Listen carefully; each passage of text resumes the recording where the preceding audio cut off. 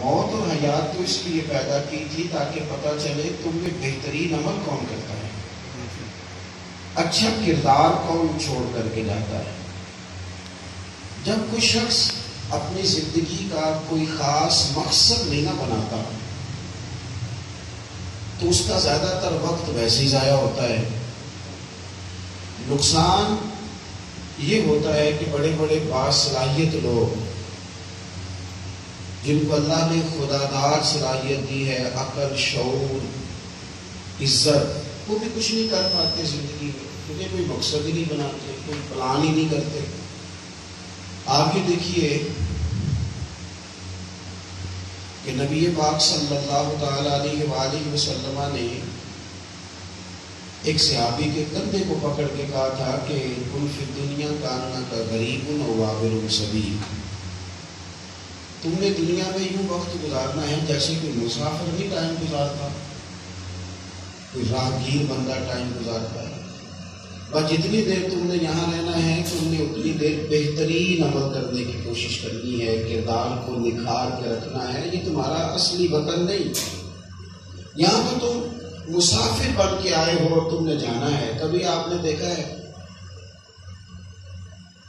کہ کوئی مسافر ہو روز بس اسٹینڈ پہ بیٹھ کر کسی دوسرے شہر کاروبار کو جاتا ہو مسافر، اور پھر اس نے ارادہ کیا ہو کہ ایسا نہ کروں کہ میں تھوڑی سی جگہ بس اسٹینڈ پہ خرید لوں، روز جو آنا پڑتا ہے یہاں میں کچھ جگہ۔ آپ لوگ تشریف رکھیں بھی، ماشاء اللہ انتظام مکمل ہے، دو چار باتیں کرنی ہے، اور مطلب موبائلوں کی ویڈیو کی بھی اتنی ضرورت نہیں، دو ایک لوگ بنا لیں، باقی میری بات سنیں، اللہ جزائے خیر دے۔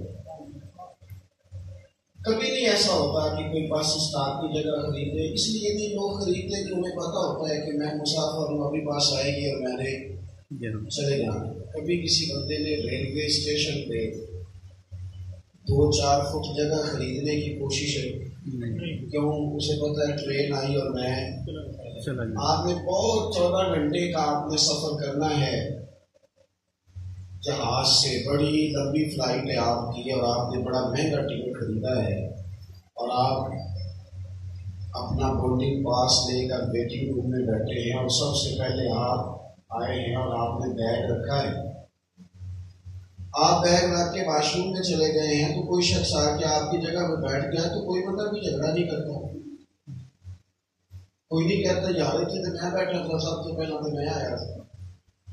مہنگی ٹکٹ لی ہے اور بہت لمبی فلائٹ ہے، لیکن وہ ایئرپورٹ پہ کوئی جھگڑا بھی نہیں کرتا، وہ چپ کر کے بیگ اٹھاتا ہے اور دوسری سیٹ پر رکھتا ہے۔ کیوں بھلا؟ اسے پتا ہے کہ فلائٹ آئی اور میں کیا، تو جھگڑے والی بات کیا ہے، رٹا کس بات کا؟ آپ سمجھے اس بات کو میرے عزیز۔ حضور علیہ السلام نے ہمیں کہا تم مسافر بن کے رہو۔ مسافر جس کام آتے ہیں وہ کام کرتے ہیں، وہ ڈیوٹی کرتے ہیں، وہ سارا زور سونے اور کھانے پہ نہیں دیتے، وہ سارا وقت سیر و سیاحت پہ نہیں گزارتے۔ مسافروں نے بھی کبھی اس طرح کیا ہے کہ صبح ناشتے کی ٹیبل پہ بہترین کھانا لگا ہوا ہے اور دوپہر کے لیے گوشت منگا بھی لیا، وہ پہلے یہ تو کھا لو گے، اور دوپہر کا کھانا کھا رہے ہیں اور شام کی پلاننگ ہو رہی ہے۔ مسافر یوں نہیں کرتے، جس کے باپ نے بڑے پیسے بھیج کے اسے بھیجا ہو سعودی عرب محنت مزدوری کرنے، تو جو لوگ حج عمرہ کرنے جائیں وہ اگر اسے فارغ بیٹھا دیکھیں تو وہ تانے دیتے ہیں، کہتے ہیں تیرے ابے نے تو پلاٹ بیچ کے بھیجا ہے، تیری ماں نے تو زیور بیچ کے بھیجا ہے، تو یہاں فارغ بیٹھا ہے۔ خدا کے بندو بات کو سمجھنا، رب نے تو بھیجا اچھے اعمال کرنے کے لیے دنیا میں، اور یہاں ہے رٹا ختم ہی نہیں ہوتا، جھگڑے ختم ہی نہیں ہوتے، بحث ہے کہ ختم ہی نہیں ہوتی، اور بے معنی اور بے مقصد۔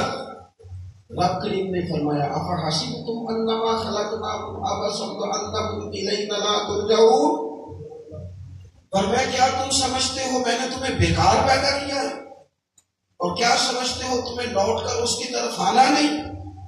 خاص کوشش کی جائے، اپنی زندگی میں محنت کی جائے، نیک اعمال جمع کرنے کے لیے جدوجہد کی جائے۔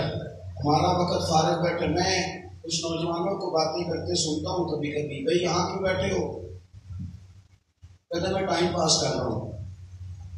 کئی دفعہ غور کرنا پڑتا ہے کہ اتنا وقت کہاں سے آیا جو پاس کرنا پڑا۔ بھئی کیا ہو رہا ہے؟ کہتے میں بور ہو رہا ہوں. بھئی بور ہونے کے لیے تو ٹائم چاہیے. وہ آپ نے کہاں سے لیا؟